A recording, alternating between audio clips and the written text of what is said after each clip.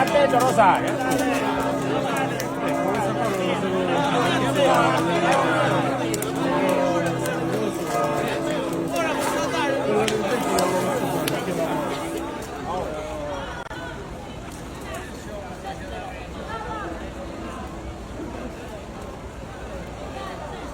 Cosa si prova in questi momenti?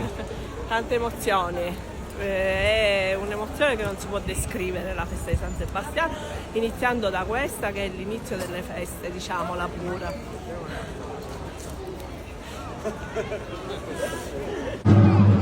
Oggi è la giornata della Bula, c'è stata la processione che è partita qui da Piazza Duomo a Tortorici, ha fatto il giro per le vie del paese con la disa accesa e adesso tutti i vari fedeli buttano la disa accesa qui nella piazza e poi tutti salteranno il fuoco.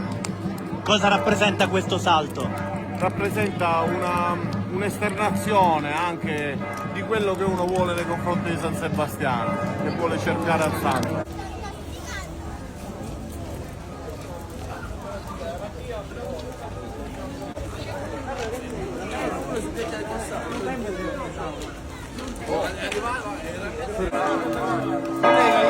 Già andiamo avanti, va bene?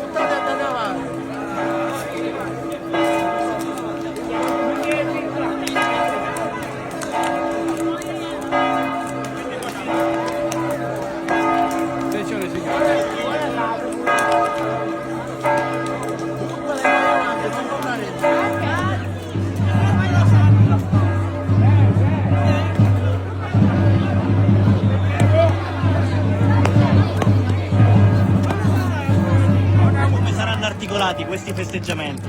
Domani ci sarà la festa dell'alloro con la processione da parte di tutte le borgate che scenderanno qui in paese con i rami d'alloro per ricordare la prima uccisione di San Sebastiano, il primo martirio di San Sebastiano. Giorno 18 ci sarà la fuitina della vara e la benedizione dei panitti di San Sebastiano e poi il 20 la festa.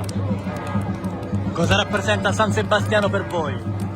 Per i nudi rappresenta un punto di riferimento per la grande devozione che portiamo nel cuore per il santo.